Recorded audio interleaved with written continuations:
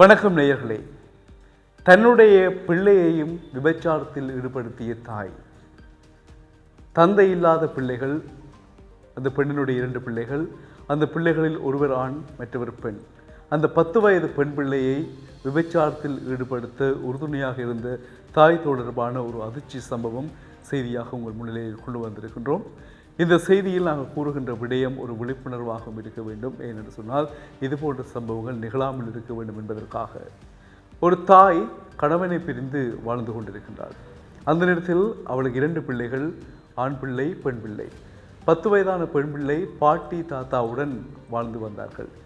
அண்மைய காலத்துக்கு முன்பதாக, ஒரு சில மாதங்களுக்கு முன்பதாக, தாயுடன் இருக்கக்கூடிய இன்னொரு ஆண் நண்பருடனும், தாயினுடைய ஆண் நண்பருடனும் போய் வாழ வேண்டிய ஒரு நிர்பந்தம் அந்த குழந்தைகளுக்கு ஏற்பட்டிருக்கிறது.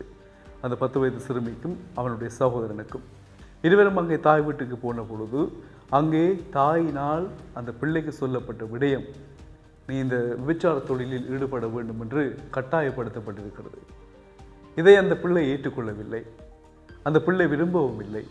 அதை தடுப்பதற்காக, அதிலிருந்து விடுபடுவதற்காக பல முயற்சிகளை மேற்கொண்டார்.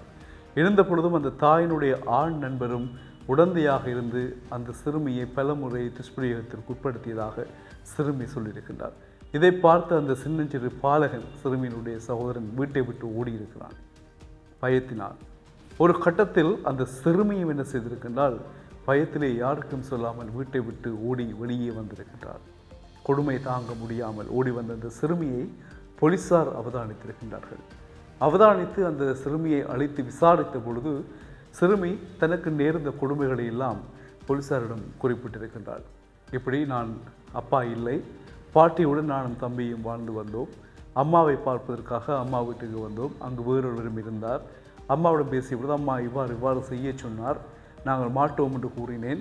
கட்டாயமாக என்னை செய்ய சொன்னார். மாட்டோம் என்று கூறினேன். அங்கு அம்மாவுடன் இருந்த ஒரு மாமா எங்களை இப்படியெல்லாம் செய்தார் என்று சொல்லி அந்த சிறுமி சொன்னாள். அதை கேட்ட போலீசார் அதிர்ச்சி அடைந்து விரைந்து நடவடிக்கை எடுத்து அந்த தாயையும் தாயுடன் ஆண் நண்பரையும் உடனடியாக கைது செய்து விளக்கமறியலில் வைத்திருப்பதாக நாங்கள் அறிந்தோம். இந்த சம்பவம் இடம்பெற்றிருக்கிறது இந்தியாவின் உத்தரப்பிரதேசத்திலே. இந்த சம்பவத்தை தொடர்ந்து அந்த தாயையும் தாயுடைய ஆண் நண்பரையும் விளக்கமறியலில் வைத்திருக்கக்கூடிய போலீசார் இது போன்ற நடவடிக்கைகள் இனி தொடரக்கூடாது என்பதற்கான ஒரு விழிப்புணர்வு நடவடிக்கையாக இந்த விடயங்களை ஊடகங்களுக்கு வெளிக்கொண்டு வந்ததாக போலீசார் தெரிவித்திருக்கிறார்கள். ஆக பாருங்கள், தாயை சொல்வார்கள், பழைய பழமொழி என்று சொல்வார்கள் இல்லையா, நூலை போல் சேலை, தாயை போல் பிள்ளை என்று சொல்வார்கள். ஆனால் அந்த சிறுமி பாருங்கள், தாய் சொல்லியும் இல்லை என்று அடம்பிடித்து தான் மாட்டேன் என்று பலமுறை மறுத்திருக்கின்றாள்.